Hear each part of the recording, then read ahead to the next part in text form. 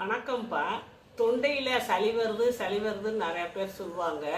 தொண்டையில் சளி வர்றதுக்கு காரணம் என்னன்னா, தொண்டையில் புண்ணாயிறது தான் காரணம். அப்படி இருக்கிறவங்க எப்போ பார்த்தாலும் அடிக்கடி இப்படி செருமிக்கிட்டே இருப்பாங்க. அப்படி செருமுவாங்க. அப்படி தொண்டையில் அந்த புண்ணு இருந்தால் தான் அது மாதிரி அந்த சளி அங்கே நிற்கிற மாதிரி இருக்கும். அதனால அந்த கஷ்டமெல்லாம் இருக்கும். அதுக்கு அடிக்கடி சுடு தண்ணி ஒரு 1/4 டம்ளர் அப்பப்போ குடிச்சுக்கிட்டே இருக்கணும்ப்பா.